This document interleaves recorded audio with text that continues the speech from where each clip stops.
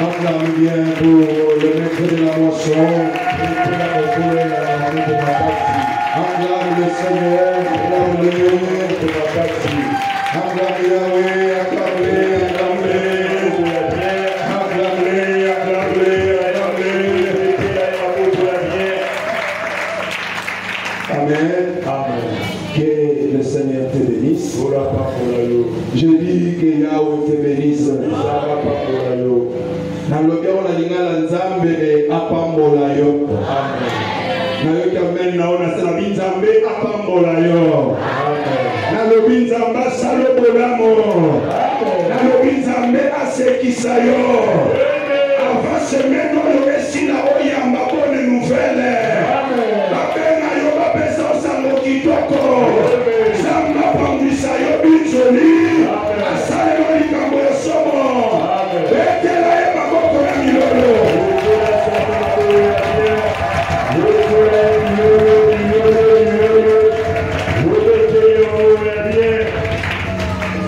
Gloire à Dieu. Nous bénissons le Seigneur pour l'opportunité qu'il nous a accordée pour que nous nous tenions encore devant vous. Aujourd'hui, nous allons parler aux familles. Nous sommes tous d'accord que la science nous dit que l'Égypte est le berceau de l'humanité, ou bien l'Afrique est le berceau de l'humanité.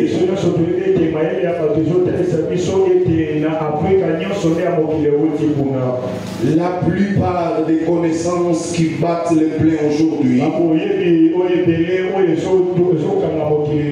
tout ce que nous apprenons à l'école aujourd'hui, émane de l'Afrique. Même les forces mystico-spirituelles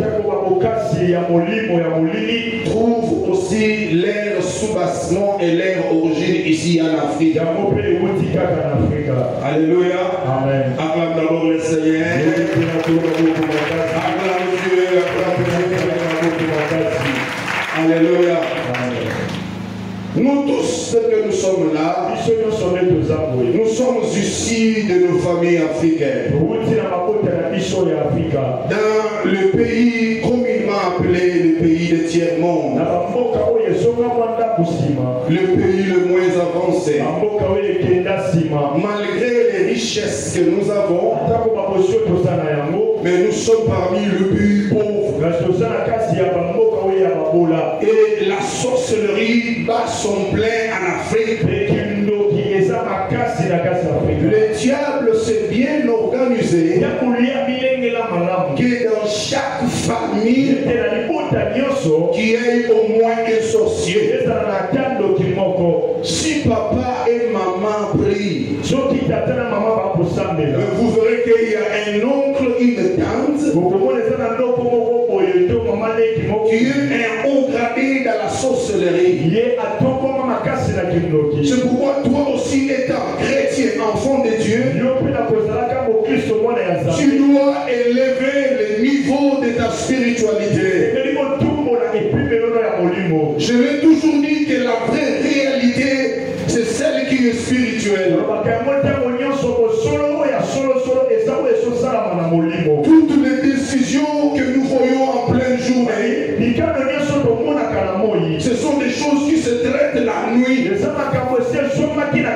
C'est pourquoi la vraie réalité, elle est d'abord spirituelle. Alors toi, étant enfant des chrétiens, tu dois élever ta spiritualité. Je ne parle pas de la spiritualité diabolique. Alléluia. Nous ne parlons pas de la spiritualité diabolique. Nous avons deux spiritualités. Il y a la spiritualité divine et la spiritualité diabolique. Acclame d'abord le Seigneur.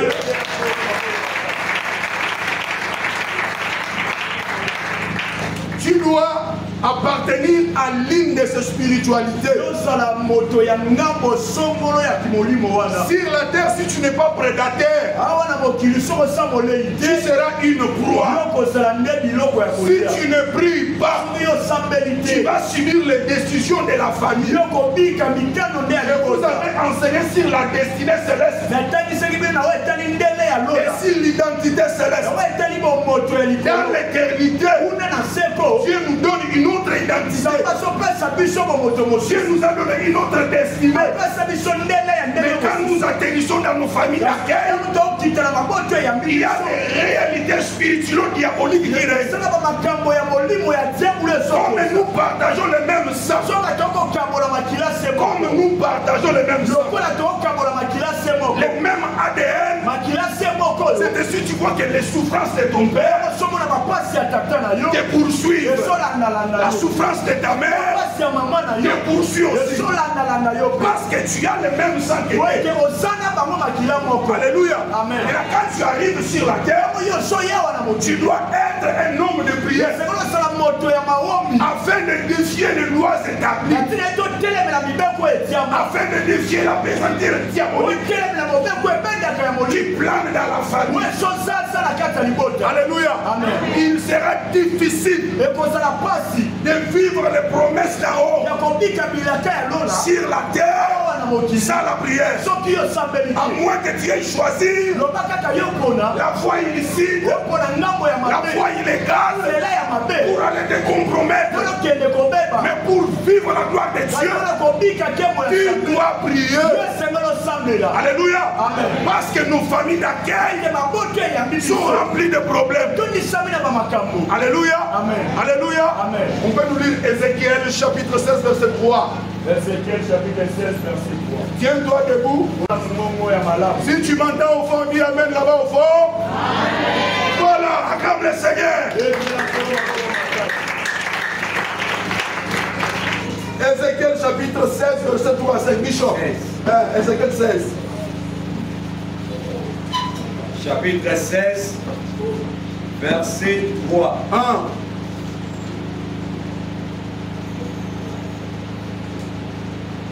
Tu diras, ainsi parle le Seigneur l'Éternel à Jérusalem. Par ton origine et ta naissance, tu es du pays de Canaan. Ton père était un Amoréen. Oui. Et ta mère une Étienne. Ok. À ta naissance, au jour où tu naquis, ton nombril n'a pas été coupé. Tu n'as pas été lavé dans l'eau pour être purifié. Ok. Tu n'as pas été frotté avec du sel. Tu n'as pas été enveloppé dans des langes. Parole de l'Éternel. Tu peux prendre place. Frères et sœurs, ici l'Éternel parle à son roi Ézéchiel. Il dit, tu t'approcheras à Yerushalayim, ma belle ville. Là où mon trône va siéger. Là où Amashia va régner. Là où le troisième temple doit être rebâti. Il va dire à Jérusalem. Ainsi parle Yahweh Adonai. Au jour de ta naissance, à tes origines, Dieu fait mention des origines patriarcales et matriarcales. Pourquoi Dieu fait mention à ces deux origines?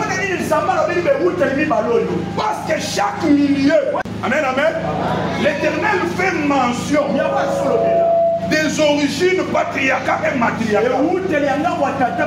Mais pourquoi as-tu le rappelé à Jérusalem ses origines? Parce que chaque milieu, chaque origine est bité de certains phénomènes spirituels. Il y a des démons territoriaux qui peuvent contrôler tout un continent, qui contrôlent toute une ville.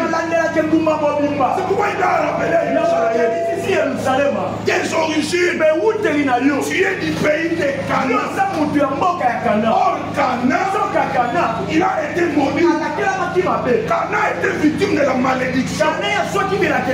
Alléluia. Amen. Mais là, quand cet enfant est né, comme il est le symbiose des deux sangs, il est réclamé par des hôtels. L'hôtel paternel et l'hôtel maternel. Donc quand il grandit, donc il a un combat du côté de sa mère. La maman n'a pas un combat du côté de son père. Donc s'il ne prie pas, il va vivre comme ça. Malgré les promesses d'Ao, malgré les versets que nous récitions chaque jour, il va vivre toujours à la guerre. Tu n'as pas encore compris. C'est pourquoi tu dois localiser l'ennemi. Pour bien au sol. Pour bien le battre. Afin de ne pas battre comme Alléluia. Amen. Alléluia. Amen. Il était cananéen.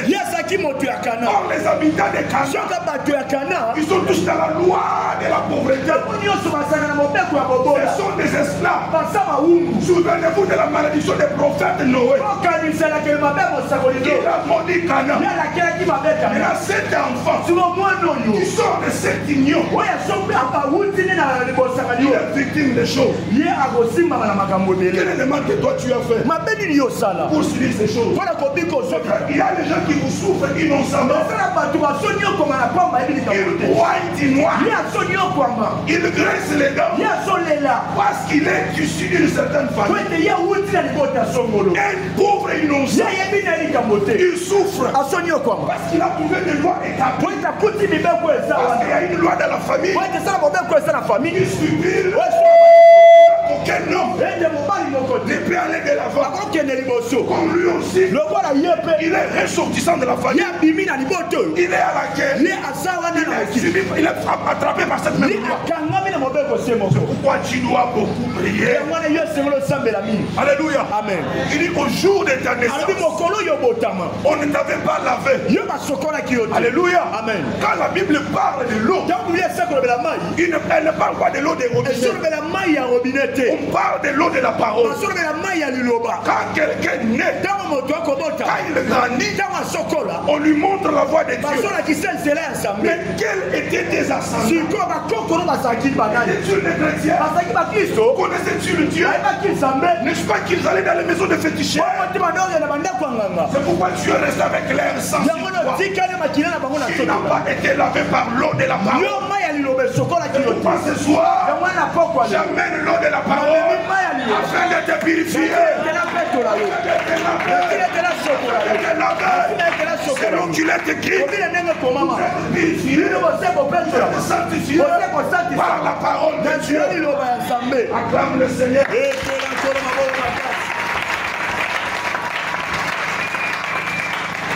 Alléluia. Amen. La Bible dit, tu n'avais pas été frotté de sel. Selon Lévitique 2:13, le sel c'est le signe de l'alliance.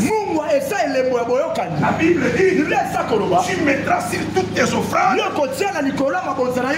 le sel, parce que c'est le signe de l'alliance de l'Éternel ton Dieu. Mais à cette époque-là, tes parents ne connaissaient pas Dieu. Tu pouvais te greffer à une alliance. Parce que quand on te frotte du sel, c'est une façon de te mettre, de te connecter, de te greffer dans une alliance quelconque. Alléluia. Amen. La Bible dit, on ne t'avait pas couvert de linge. Et l'ange, ce sont les types d'habits qu'on couvrait les bébés. Ces genres d'habits, elles sortaient de laine et de moutons. Or, selon Proverbe 28, verset 27, la Bible dit, les agneaux ont été faits pour te vêtir. Alléluia. Amen. Donc, pour avoir les habits, il faut avoir un agneau. Et l'agneau accepte d'être destitué. Il se déshabille comme c'était le cas à la croix. La croix de Golgotha, ils l'ont enlevé les habits. Oui, il s'est dépouillé afin de couvrir ta mort.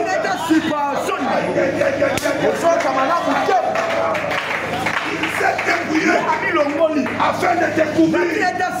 Parce que depuis la chute d'Adam, tu étais nu. Tu n'avais pas d'habit. Maintenant, le véritable agneau, il est venu parce qu'il ne supporte pas la nudité. Il enlève ce vêtement. Il couvre ta honte. Il enlève ce vêtement. Il couvre avec toi. Laisse que le vêtement soit sur toi.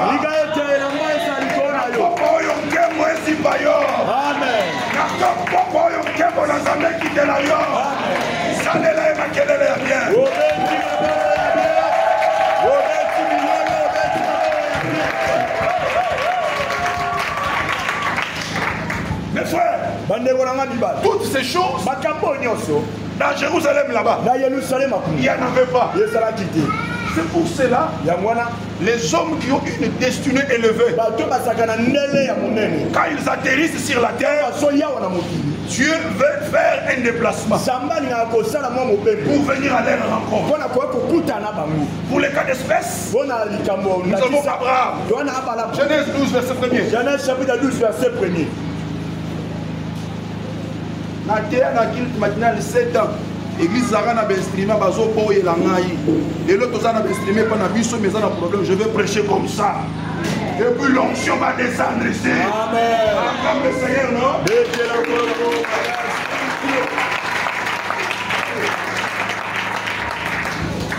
Qu'est-ce que la Bible dit, bien aimé? Chapitre 12, verset 1er. Ah.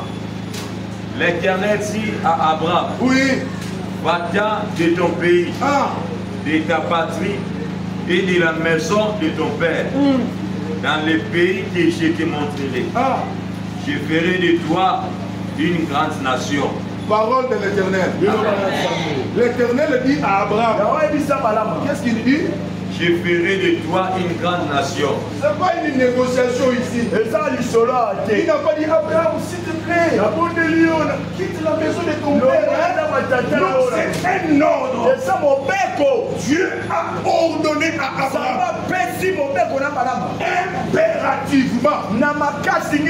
Alors qu'à cette époque-là, les familles étaient exclusivement patriarcales. Les garçons pouvaient épouser les femmes, les amener à leur maison. Ils pouvaient rester avec leurs parents sans problème. Il y avait une connexion entre les pères et les fils. Parce que le fils devait hériter dans la maison de son père. Mais pour le cas d'Abraham, Dieu est le gars d'Abraham. Il dit tu as une autre identité. Selon Dieu, dans la pensée prophétique, Abraham était le père de multitudes. Mais voyez ce père de multitudes, il est frappé par la loi de la stérilité. Est-ce que tu m'entends? Dans la famille, dans la maison de son père, un géant de stérilité s'est levé. Alors qu'il avait des promesses. Selon Dieu, Abraham devait être le père de moi. Dans les entrailles d'Abraham, le roi devait sortir, les prophètes devaient sortir, les charismatiques devaient sortir. Donc il avait toutes les trois onctions. L'onction sacerdotale, l'onction prophétique. Mais cet homme, c'est une manche ouest. Connu d'en haut, il vit la loi établie. N'est-ce pas que Dieu est omniscient et omnipotent? Attention, je ne remets pas en cause son omnipotence. Mais il y a des milliers où Dieu ne peut pas te bénir. Pour tes bienfaits, pour ton intérêt, devrais-je dire, tu dois partir de là. Alléluia. Il y a deux raisons. La première raison, c'est une raison spirituelle. Alléluia. Amen. Par rapport aux lois établies, Dieu te dit, là où tu es, tu ne peux pas vivre. Vous savez pourquoi? Parce que les pères d'Abraham venir fraîchement, il ressortissant du tour de Babel. Avec Nimrod. Donc ils avaient levé les hôtels pour les dieux étrangers. Ils pouvaient consulter les astres pour prédire l'avenir. Ils avaient leur mysticisme. Depuis Babylone, depuis Chaldée, là où il était venu, il avait les choses de la famille. Alors Dieu lui dit, part de là. Alléluia. Amen. Pourquoi Dieu a dit d'Abraham de quitter la maison? Quand la Bible parle de la maison, ce n'est pas votre parcelle qui est à Gombe. Alléluia. Amen. Quand la Bible parle de la maison, elle ne fait pas allusion de la parcelle qui est à ma campagne. Quand l'Écriture dit la maison de David, l'Écriture veut faire allusion de la lignée. Tu me comprends bien? Amen. Quand on parle de l'homme, on veut dire la lignée. Quand Dieu ordonne à Abraham, quitte la maison de ton père, donc Dieu voulait déconnecter Abraham de cette lignée infectée. Frères et sœurs, quand la lignée est infectée par la stérilité, papa stérile, son enfant se marie à 40 ans, il a ses premiers jumeaux à 60 ans. Isaac a fait 20 ans de stérilité. Tu le comprends, hein? Alléluia. Maintenant, Dieu dit à Abraham, je vais te déconnecter de cette lignée. Et moi-même, je vais créer ta propre lignée. Alléluia. Tu vas la propre Zambé à Kabolo, la lignée où elle a créé ma mère. Donc, il y a un peu de méthode, on dit que la bonne, Zalawa. C'est une tellement kitoko que Munguna a limité dans ton cinéma et la spiritualité diabolique. Il faut comprendre. Les noms s'amènent à 4 signes. Oyo, ouais, mais la comme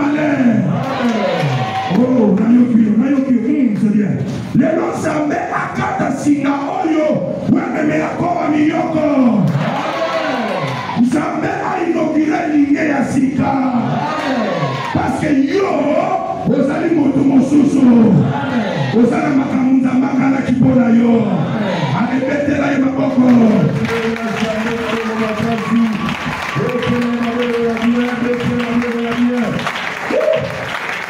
Alléluia. Dieu te connaît. Même si ça plaît, même si ça tape, parce que Dieu te connaît. Quand il a déconnecté Abraham de cette lignée, Abraham arrive là où Dieu lui avait indiqué.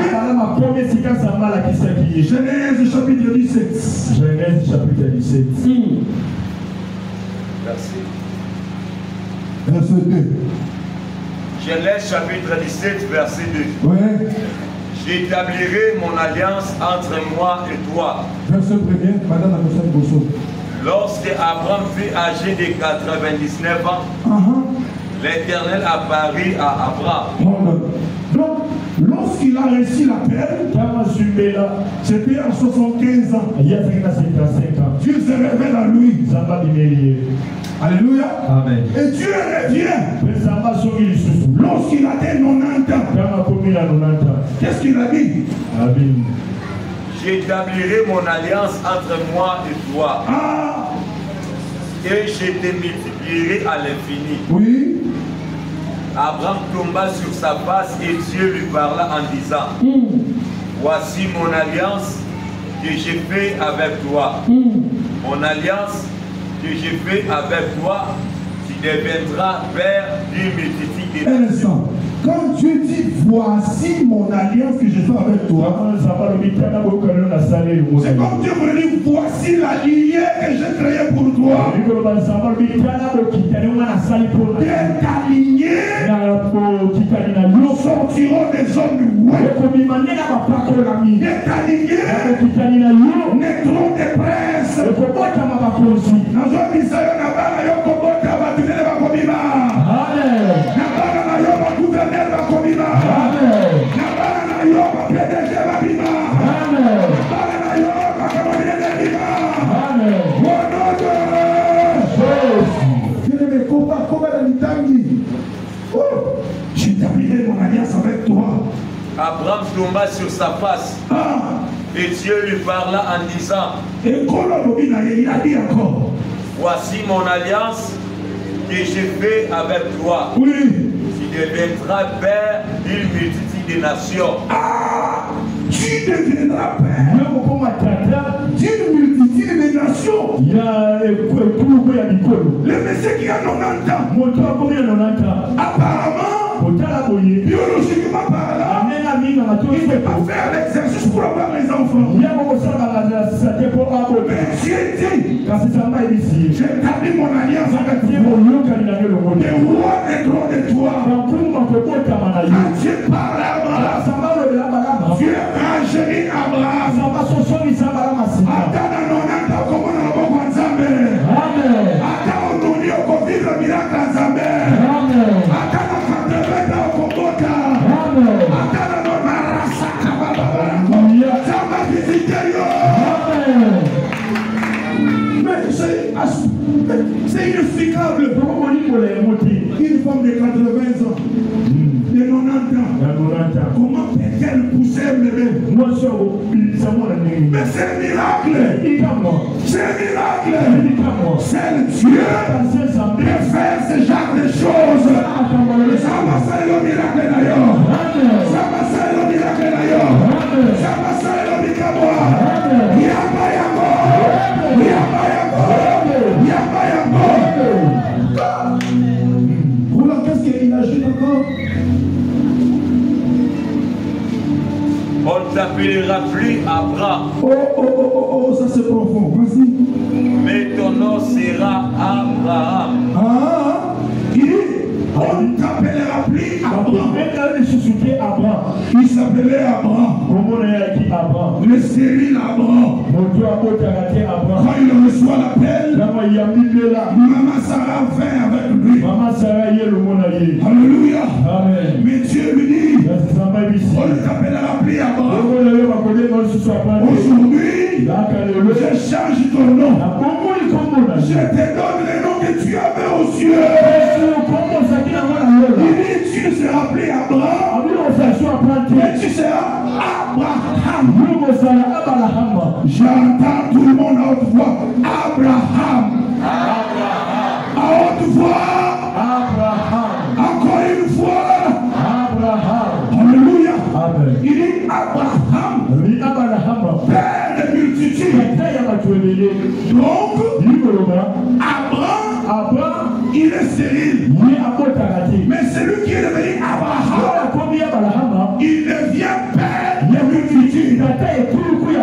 Atana lobo kitetika zamba fulu kisaba kitani na yo. Nalobi na samo yo zanga kombote. Na samo yo zamba fulu kisayo. Il dit on t'appellera Abraham.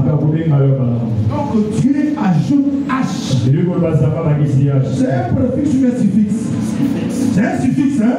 Dieu ajoute le suffixe sur le nom d'Abraham. Oh, c'est nos amis hébreux. Quand on parle Ha, veut dire Hashekina. Veut dire c'est la gloire. H, c'est parmi les tétagrammes qui composent le nom de Yahweh. Donc c'est comme pour dire Abraham devait tuer en chair. Parce que le véritable père de toutes les familles, c'est Elohim Adonai. Maintenant Dieu dit, pour cette fois-ci, c'est toi qui deviendras père de multitudes. Nous opposons comme un tata mitologo. Nous opposons comme Foulou Kisayo. Aïe. Peut-être Zambé a sa fourniture là-bas. Comment papa perd de multitudes de l'argent?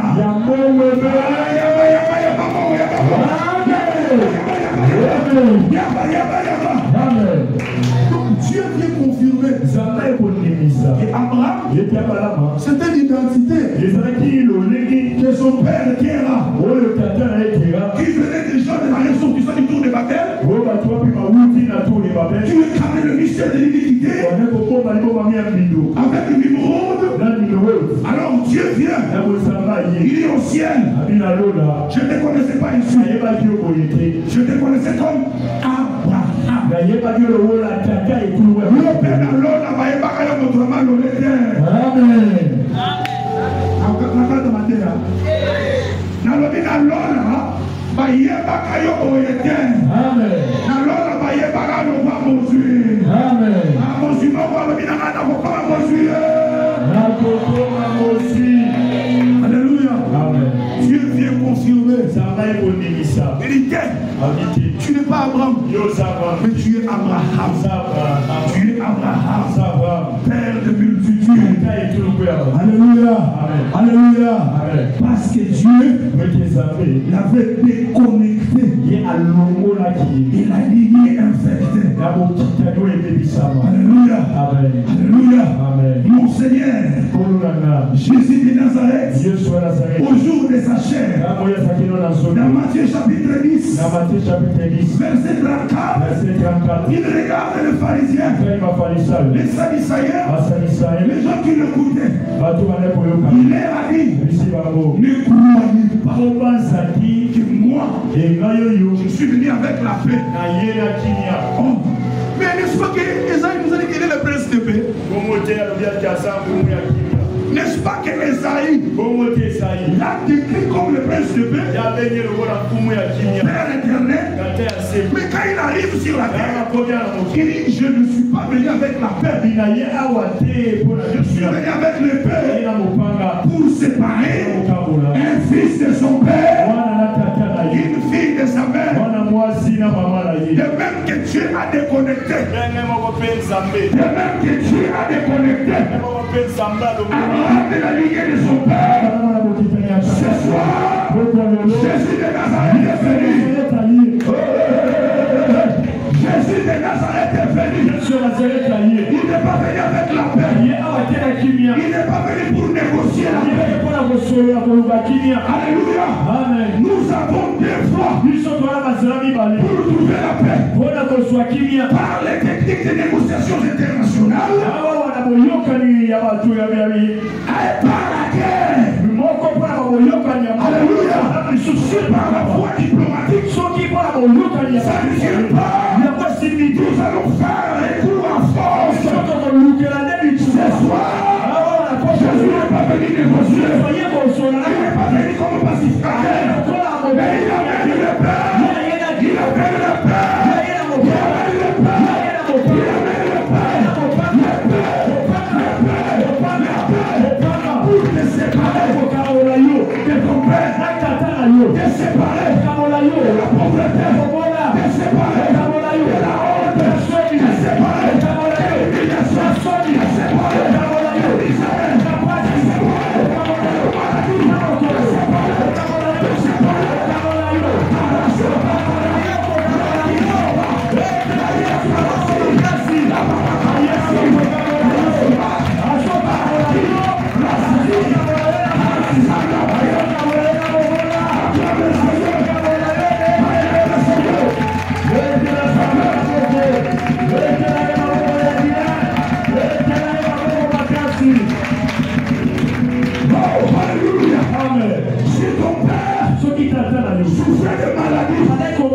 Sache-toi, tu ne souffriras pas de ces maladies-là.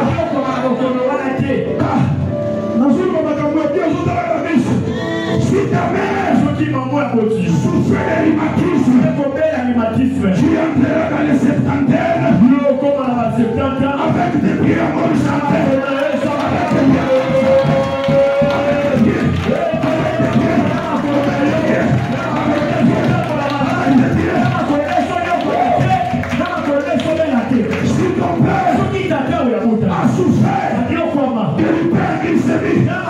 Sache que toi, tu mangeras les miens, tu mangeras les bananes, tu mangeras les ananas,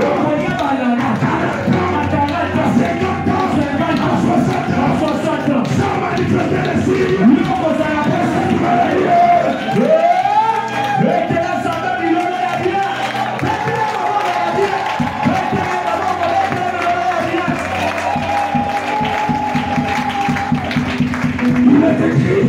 Prenez l'épée de l'esprit qui est la parole de Dieu.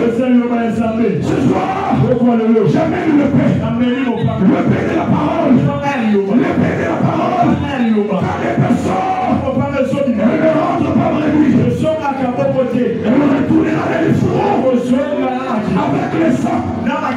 Quand l'épée est sortie, elle va malade. Tu peux croire que l'ange est parti. Et la même épée entre les mains de Philéa a tué Balaam. Oh, il y a ça pour l'Israël. Mopana.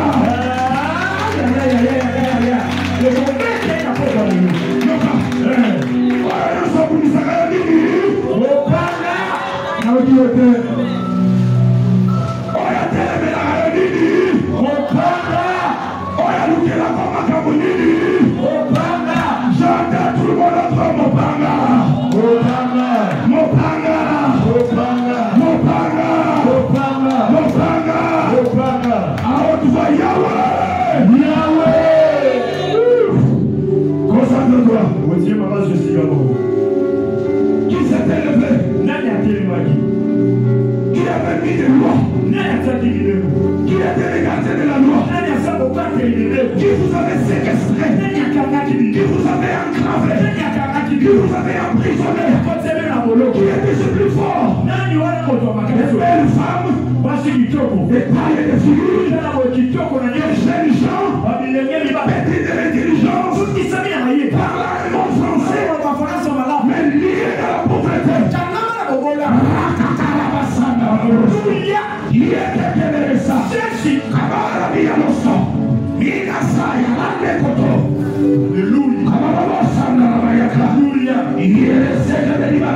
Jésus, le Goliath de la famille, qui s'est élevé, qui insultait, qui défiait, tout le monde s'est caché.